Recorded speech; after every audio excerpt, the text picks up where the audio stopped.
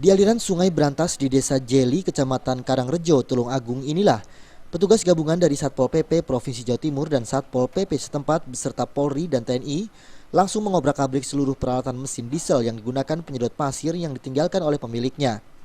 Seluruh peralatan mesin penyedot pasir yang berada di permukaan Sungai Brantas diamankan oleh petugas. Paralon dan selang plastik juga tak luput diamankan oleh petugas. Bahkan petugas juga membakar rakit poton yang digunakan untuk menempatkan mesin penyedot pasir. Dalam razia ini petugas menggunakan senjata api laras panjang.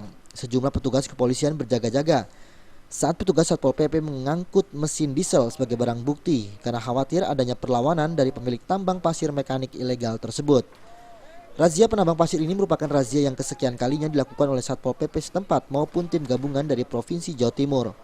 Namun para penambang pasir liar ini tidak jera dengan razia petugas. Sering melakukan penertiban di sini.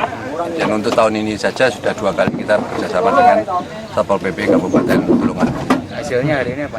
Hasilnya dari hari ini kita mendapatkan 8 unit mesin, gitu ya. Dalam 2 titik, tapi ada 8 unit mesin yang kita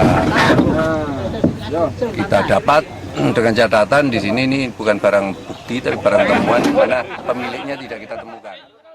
Dari hasil razia tambang pasir mekanik ilegal di 2 titik ini, petugas berhasil mengamankan sedikitnya 8 unit mesin diesel penyedot pasir.